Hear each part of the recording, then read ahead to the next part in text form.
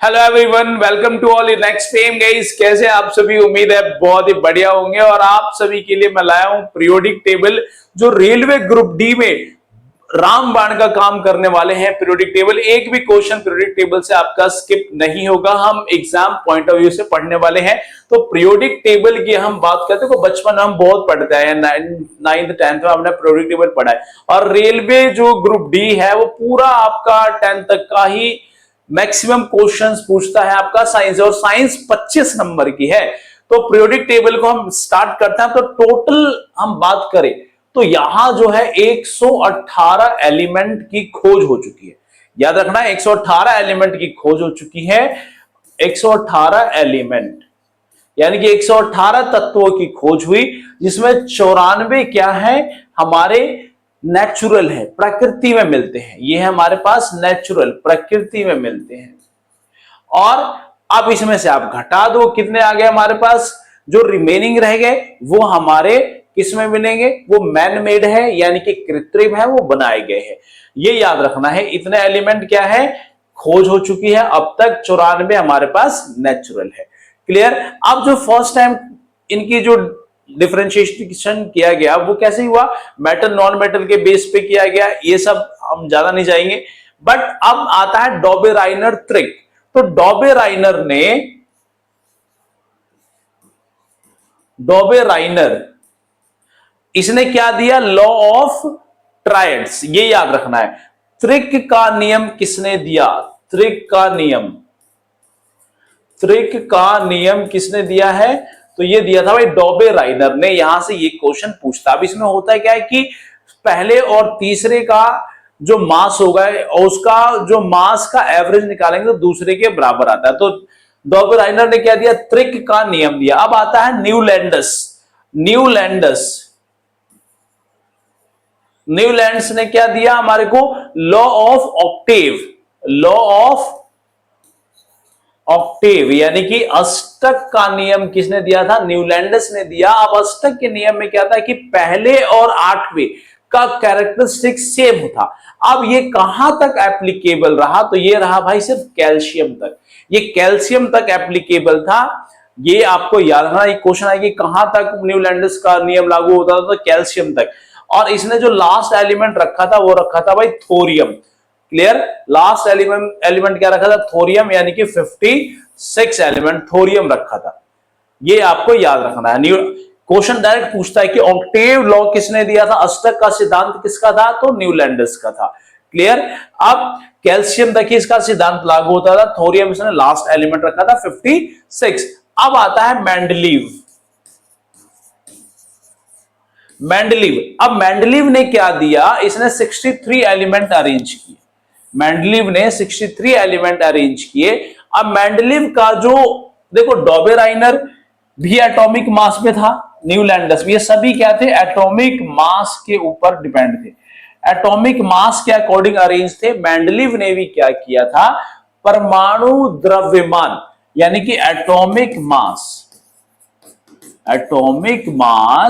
परमाणु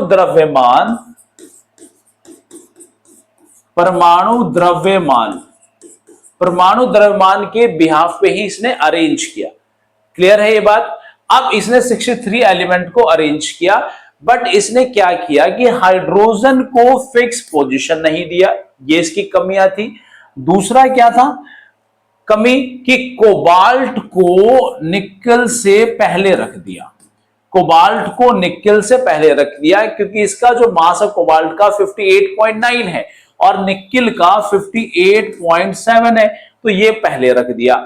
तीसरी कमी क्या रही कि आइसोटोप्स की जगह नहीं बनाई। कि आइसोटोप्स कहां रखे जाएंगे? तो आइसोटोप्स की जगह नहीं बता पाए भैया।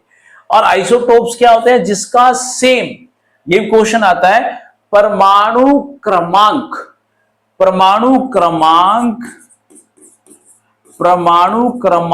क्या हो? समान हो। परमाणु क्रमांक समान हो पर द्रव्यमान अलग अलग हो। जैसे हाइड्रोजन HH लिखा, 1 1 1 2 1 3। अब ये क्या है? प्रोटियम, ये होता है ड्यूटेरियम, ये होता है ट्राइटियम। तो 3 हो गए हाइड्रोजन के। आइसोटोप्स क्या है? प्रोटियम, ड्यूटेरियम और ट्राइटियम। ये भी आपको याद रखना, ये आइसोटोप्स हो गए। क्लियर? अब आइसोबार क्या होता है? तो आइसोबार क्या होता है कि जिनके मास सेम होंगे, जैसे आर्गन है, आर्गन और कैल्शियम, इसका होता है 18 40, इसका होता है 20 और 40। देखो अब यहां पे ये ऊपर वाला द्रव्यमान समान है पर परमाणु क्रमांक अंतर है। परमाणु क्रमांक अलग अलग हो पर द्रव्यमान समान, तो उसको बोलते हैं हम आइसोबार। और आइसोटोप्स क्या होते हैं? जिसके परमाणु क्रमांक समान होंगे, मास अलग अलग होंगे। तो यहां तक मेंडलीव को समझ लिया हमने। मेन जो क्वेश्चन आता है भाई मॉडर्न से आता है। अब मॉडर्न पीरियोडिक टेबल की खोज किसने की? मॉडर्न पीरियोडिक टेबल की खोज की थी हेनरी मोजले ने। मॉडर्न टेबल,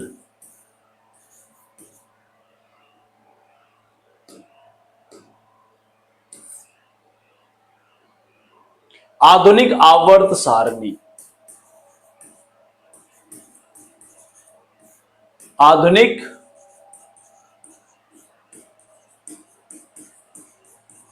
आधुनिक आवर्त सारणी की अब हम बात करेंगे। इसकी खोज किसने करी थी? तो इसकी खोज की भाई हेनरी मोजले ने। ये क्वेश्चन बार बार पूछता है, हेनरी मोजले। आधुनिक आवर्त सारणी खोज किसने की थी? हेनरी मोजले ने। सेकंड पॉइंट, अब हेनरी मोजले ने जो अरेंज किए एलिमेंट, वो अरेंज करता है एटॉमिक नंबर पे, यानी कि परमाणु क्रमांक पे हेनरी मोजले ने अरेंज किया। ये 2 पॉइंट आपको याद रखना है। अब इसने क्या किया? टोटल ग्रुप जो बनाए, ग्रुप बनाए इसने 18, ग्रुप बनाए 18 और आपका पीरियड ये बनाए 7, यानी कि आवर्त सारणी में 18 ग्रुप हैं। अब ग्रुप का मतलब क्या है कि वर्टिकल, इस तरीके से लाइन जो आएंगी वो हमारा ग्रुप है, ये 18 है और पीरियड हमारा 7, यानी कि हॉरिजॉन्टल लाइन क्या कहलाता है? हमारा पीरियड। ये हमारे पास 7 है और ये हमारे पास 18 है। क्लियर? इन हाइड्रोजन को भी फिक्स पोजीशन दिया और हाइड्रोजन का परमाणु क्रमांक क्या रखा गया? 1 रखा गया। तो यहां से ये क्वेश्चन हमें याद रखना है भाई। इतना ये समझ में आया आपको क्या क्या हमें याद रखना है? अब अगर हम क्वेश्चंस पे आए कि परमाणु क्रमांक, हम एलिमेंट को थोड़ा सा अगर हम समझने की कोशिश करेंगे तो एलिमेंट मैं आपको दिखाऊंगा कि अब एलिमेंट किस तरीके से अरेंज है हमारे पीरियोडिक टेबल में और क्या क्या हेनरी मोजले आपने क्लियर कर लिया। अब देखो यहां जो एलिमेंट होते हैं वो आपको पीरियोडिक टेबल से ज्यादा क्लियर होगा। क्लियर? तो हम पीरियोडिक टेबल पे चलेंगे भाई। अब तो नेक्स्ट पॉइंट हमारा है वो पीरियोडिक टेबल का। अब पीरियोडिक टेबल में आप क्लियर देख पाएंगे, यहां से जितने क्वेश्चन पूछ जाते हो सारे क्वेश्चन में आपसे अब डिस्कस करने वाला हूं पीरियोडिक टेबल का। तो ये है भाई आपके सामने पीरियोडिक टेबल। अब इस पीरियोडिक टेबल में अगर आप देखेंगे तो फर्स्ट जो पोजीशन है हमारे पास हाइड्रोजन हो गया, यहां क्या है? हीलियम हो गया। अब lithium, beryllium, boron, carbon, nitrogen, oxygen, fluorine, neon, ये सारे पॉइंट्स आपको लिखित है। बट यहां से क्वेश्चन कैसे पूछा था? एक क्वेश्चन और आप याद रखेंगे कि जो मॉडर्न पीरियोडिक टेबल था, उस मॉडर्न पीरियोडिक टेबल वो किसके बेस पे है? तो वो है बोहर मॉडल पे।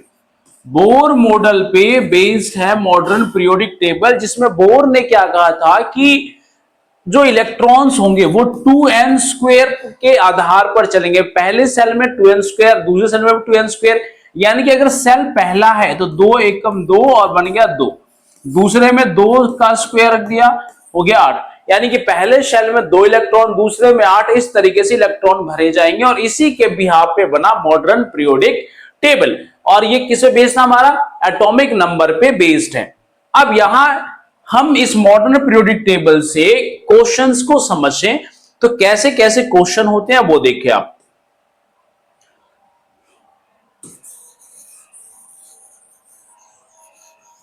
इस मॉडर्न पीरियोडिक टेबल में क्वेश्चन को अगर हम देखें कि क्वेश्चन कैसे पूछे जाएंगे आपसे, तो यहां देखो एस ब्लॉक, समझना थोड़ा सा, एस ब्लॉक के एलिमेंट कौन कौन से हैं, पी ब्लॉक क्या है,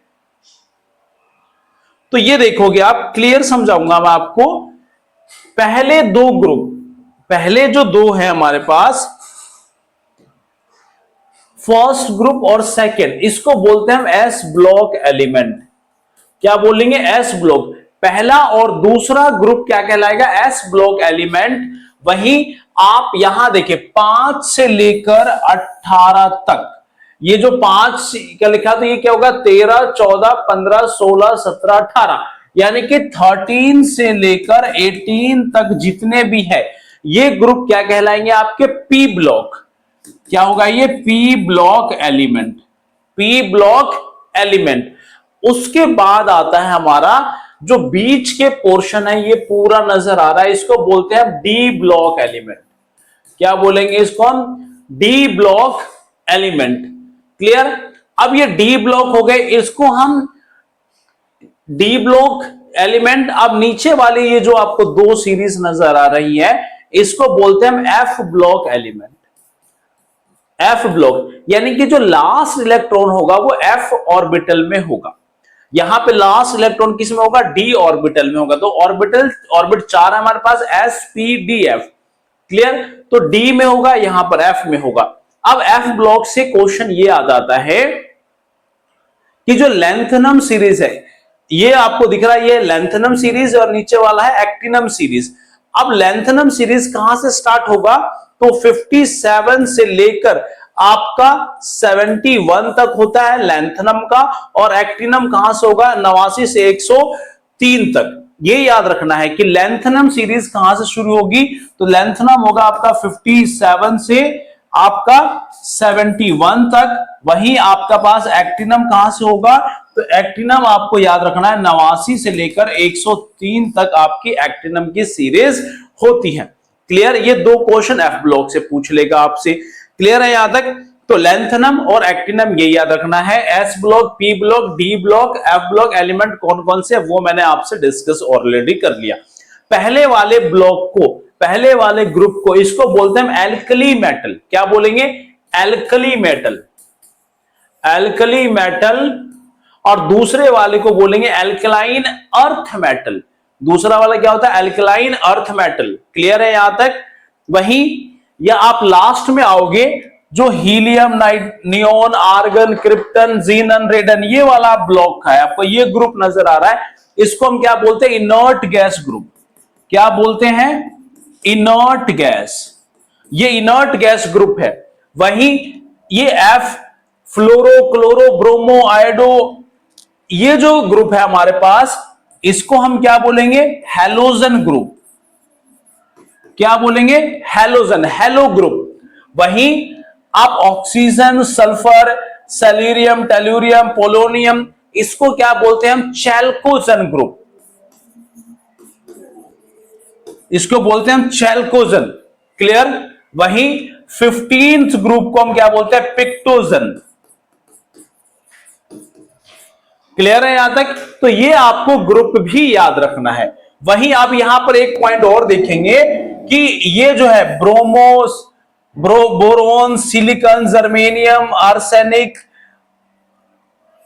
पोलोनियम तक। अब ये जो है जिगजैग है। क्या है ये? जिगजैग। इसको बोलते हैं हम जिगजैग लाइन। तो जिगजैग लाइन से कौन अलग होता है, ये क्वेश्चन आता है। तो मेटल एंड नॉन मेटल को डिफरेंशिएट कौन करते हैं? मेटालॉइड्स। अब मेटालॉइड्स क्या होते हैं? इनके अंदर में आपका मेटल के कैरेक्टर भी होते हैं और नॉन मेटल के कैरेक्टर भी होते हैं। जैसे जैसे हीट बढ़ती है तो इनका नॉन मेटलिक कैरेक्टर यानी कि अधात्विक गुण घटता है और धात्विक गुण बढ़ता है। क्लियर है? तो मेमोरी वगैरह में यूज क्या होता है? जर्मेनियम यूज होता है। ये बात भी आपको याद रखना है भाई। क्लियर? तो यहां आपको मैंने इतने सारे क्वेश्चंस दिखाए। अब एक पॉइंट और समझाऊंगा मैं आपको यहीं से। पहले इमेज दिखाऊं आपको, बिना इमेज के भाई मजा नहीं आएगा। तो इमेज देखिए, इसी इमेज से हम सब कुछ समझ रहे हैं। अब यहां इमेज में थोड़ा सा और फोकस करें हम, तो जैसे आप ऊपर से नीचे आएंगे, मैं यहां पर अब लिखूंगा एक एक पॉइंट जो एग्जाम बेस्ड पॉइंट है। अब मैं लिखूं मेटेलिक कैरेक्टर यानी कि धात्विक गुण, धातु के धात्विक यानी कि मेटेलिक कैरेक्टर। धात्विक, देखो यार हिंदी में थोड़ा मसला हो जाता है, तो मैंने लिख दिया मेटेलिक कैरेक्टर। मेटेलिक कैरेक्टर यानी कि धात्विक गुण जो होंगे, यहां मैं लिख रहा हूं लेफ्ट टू राइट, इसका मतलब लेफ्ट टू राइट, और ये है up to down. Left to right, जब आप बाएं से दाएं तरफ चलोगे तो धातु के गुण क्या होंगे, घटेंगे, इसका मतलब है डिक्रीज होगा। और आप अप से डाउन जाओगे, अप से डाउन आओगे तो यहां भी क्या होगा, ये आपका इंक्रीज होगा, यहां ये क्या होगा, इंक्रीज होगा। यहां आओगे तो क्या होगा, ये इंक्रीज होगा। यानी कि लेफ्ट से राइट की ओर हम जाएं तो क्या होगा, डिक्रीज हो रहा है। अधात्विक गुण बढ़ेगा, धातु के गुण घटेंगे, अधात्विक गुण बढ़ेगा। वहीं अगर आप ऊपर से नीचे की ओर आओगे तो आपका धातु का गुण बढ़ेगा। क्लियर है। नेक्स्ट आता है इलेक्ट्रोनेगेटिविटी। इलेक्ट्रोनेगेटिविटी, इलेक्ट्रोनेगेटिविटी क्या होता है, अब देखो ये है मेटल, इस साइड में क्या है, सारे मेटल है। अब इधर है नॉन मेटल, तो लेफ्ट से राइट जाएंगे तो यहां जो होगा क्या होगा, ये इंक्रीज होगा। और अप टू डाउन जाएंगे तो क्या होगा, ये डिक्रीज होगा। इलेक्ट्रोनेगेटिविटी डाउन जाएंगे तो डिक्रीज होगा, लेफ्ट से राइट जाएंगे तो इंक्रीज होगा। अब देखो इसका अपोजिट भी आप कर लोगे भाई, अगर हम राइट से लेफ्ट आएंगे तो क्या होगा, इलेक्ट्रोनेगेटिविटी डिक्रीज होगा, या इंक्रीज होता उधर डिक्रीज हो जाएगा। क्लियर है पॉइंट। Metallic character, electronegativity. अब आता है एटॉमिक रेडियस। रेडियस यानी कि त्रिज्या। जब लेफ्ट से राइट की ओर जाओगे तो एटम्स क्या होते हैं, छोटे होते जाते हैं, छोटे हो जाएंगे, यानी कि इलेक्ट्रॉन्स सेल में बढ़ते हैं। जब छोटे होंगे तो रेडियस क्या होता है, डिक्रीज होगा। और अप से डाउन क्या होगा, रेडियस इंक्रीज होगा। क्लियर है। अब नेक्स्ट पॉइंट और आता है इलेक्ट्रॉन एफिनिटी। एक पॉइंट आता है इलेक्ट्रॉन एफिनिटी का, और दूसरा जो पॉइंट होता है हमारा, पहले इलेक्ट्रॉन एफिनिटी लिख लेते हैं हम।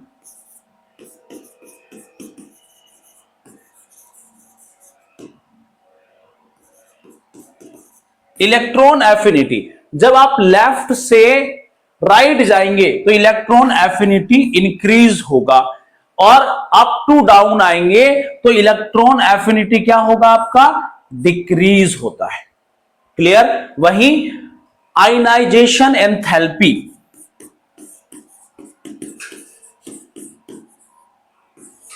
आयनाइजेशन एंथैल्पी का मतलब क्या होता है कि इलेक्ट्रॉन को जब हीट करे किसी एटम को तो उसके इलेक्ट्रॉन आउटर शेल के बाहर निकल जाते हैं, उसको बोलते हैं आयनाइजेशन एंथैल्पी।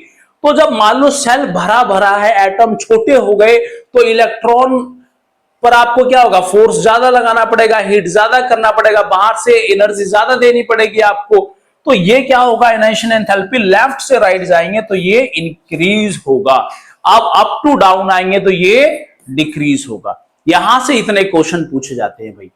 अब यही चीज आप राइट से लेफ्ट ले आओ या डाउन से अप चले जाओ तो वहां चीजें बदलेंगी। जैसे मेटेलिक कैरेक्टर, अगर हम डाउन से अप जाएंगे तो डिक्रीज हो जाएगा, अभी मैंने यहां लिखा था इंक्रीज हो रहा है। अगर ऊपर ये मैं कर दूं डाउन से अप तो ये डिक्रीज हो जाएगा। तो यहां से ये पोर्शन याद रखना है, ये बिल्कुल एग्जाम बेस्ड पॉइंट बताए मैंने सारे आपको, तो इसको नोट कर लो भाई। अब थोड़ा सा और समझो आप, जो हमें समझने की जरूरत है वो क्या होता है कि अब देखो हैवी मेटल, सबसे भारी तत्व कौन सा है, तो वो है ऑस्मियम। भारी हैवी की हम बात करें, सबसे हैवी कौन है, तो वो है ऑस्मियम। ये आपको याद रखना है, हैवी क्या है, ऑस्मियम हो गया। क्लियर। उसके बाद आप जो इनर्ट गैस ग्रुप तो सब बता दिया मैंने आपको, हैवी हमारा ऑस्मियम हो गया। क्लियर। अब लाइटेस्ट में क्या हो जाएगा, हमारा हाइड्रोजन है। वही अगर याद रखना आपको कि ऐसी कौन सी धातु है जो लिक्विड अवस्था में पाई जाएगी, तो लिक्विड कौन सा होगा, तो वो है आपका मरकरी। मरकरी क्या है, लिक्विड है। मरकरी लिक्विड फेज में मिलेगा। और ऐसा कौन सा नॉन मेटल है, नॉन मेटल यानी कि अधातु जो लिक्विड है, तो वो है आपका ब्रोमीन। ये सब पॉइंट याद रखना है। ब्रोमीन कौन सा ऐसा चमकदार अधातु है, तो ऐसा नॉन मेटल जो चमकता है वो है आयोडीन। क्लियर? ऐसी कौन सी धातु है जो चाकू से काटे तो कट जाती है? वो है हमारा जो नाइफ से कट जाए, नाइफ से कट जाए, वो कौन सी धातु है? तो वो हमारा सोडियम एंड पोटेशियम। ये क्वेश्चन और आएगा कि ऐसी कौन सी धातु है जिसको केरोसिन में रखा जाता है? तो वो हमारा क्या है? सोडियम, जिसको आप केरोसिन में रखते हैं, जैसे ऑक्सीजन कांटेक्ट में आएगा ये जल जाता है, तो ये क्या होगा? सोडियम। ये आंसर आपको याद रखना, रट लेना है। वहीं ऐसा कौन सा भाई ये नॉन मेटल है जो करंट को भी पास करता है? तो कार्बन का क्या आएगा? ग्रेफाइट। ग्रेफाइट करंट को पास करता है। ग्रेफाइट जो होता है करंट का कंडक्टर है। वहीं gallium and caesium, gallium and caesium की हम बात करें तो इसकी मेल्टिंग पॉइंट बहुत ही कम है, हथेली पर भी मेल्ट हो जाता है गैलियम सीजियम। तो ये सारे पॉइंट्स आपको मैं बता रहा हूं, क्यों? क्योंकि ये सभी के सभी पॉइंट्स वेरी इंपॉर्टेंट पॉइंट है, ये सारे के सारे भाई। क्लियर? अब हल्की धातु की हम बात करें तो उसमें क्या हो जाएगा हमारा? लिथियम। देखो अब हाइड्रोजन क्या है? Metallic character, non metallic character दोनों हो जाता है उसमें, तो हम उसको कंसिडर नहीं कर रहे, हम लिथियम। क्लियर? कठोर सबसे कठोर की हम बात करें, कठोर, कठोर क्या होगा? टंगस्टन। कठोर क्या है? टंगस्टन। टंगस्टन देखा होगा ना आपने, बल्ब के ऊपर लगा होता है, फिलामेंट में यूज होता है, तो बल्ब के फिलामेंट में क्या होता है? टंगस्टन यूज होता है। तो ये सब याद रखना है पॉइंट, क्योंकि यहां से क्वेश्चंस आपसे पूछ लिया जाएगा भाई। सबसे हल्का बता दिया मैंने आपसे। वहीं यदि मैं बात करूं कि यहां पर जो हमारे क्वेश्चंस हैं, ये सभी क्वेश्चंस एग्जाम ओरिएंटेड क्वेश्चन है भाई। क्लियर? एग्जाम ओरिएंटेड क्वेश्चन है। वायुमंडल में सबसे ज्यादा क्या मिलता है आपको? तो वायुमंडल सबसे ज्यादा क्या मिलेगा? नाइट्रोजन 78%। ये सब भी याद रखना। तो सारे पॉइंट्स मैंने आपको कवर करा दिया यहां पे पीरियोडिक टेबल का, और एक भी क्वेश्चन अब इससे बाहर कुछ भी नहीं आता है। पीरियोडिक टेबल अब इससे बाहर कुछ भी नहीं आएगा। और एक बात और ध्यान रख लेना, जैसे कैल्शियम है, कैल्शियम का एटॉमिक नंबर 20 है, एटॉमिक मास 40 है, तो कह देगा कि भाई ये किस सेल में, लास्ट सेल में कितना इलेक्ट्रॉन है, तो आप निकाल लोगे। कैसे? पहले सेल में 2 इलेक्ट्रॉन, दूसरे में 8, इसका होता है 20, तो 2 8, फिर क्या आएगा हमारा? अब ये सेकेंड ग्रुप का है, तो 2 8 8 2 8 दूनी 16, 16 4 20, यानी कि लास्ट सेल में इसके 2 इलेक्ट्रॉन हैं। तो इस तरीके से भी क्वेश्चन कई बार पूछ लेता, आइसोटोप्स पूछ लेगा, तो ये सारी बातें आपको बता देनी है। क्लियर है गाइस? होप कि इससे बाहर क्वेश्चन नहीं आएगा, और फिर भी हम इसके क्वेश्चंस की सीरीज भी आपको प्रोवाइड करा देंगे पीरियोडिक टेबल का, और जिससे आपका क्वेश्चन और क्लियर हो जाएगा। ऑल द बेस्ट गाइस, मिलते हैं आपसे नेक्स्ट वीडियो में। Thank you very much.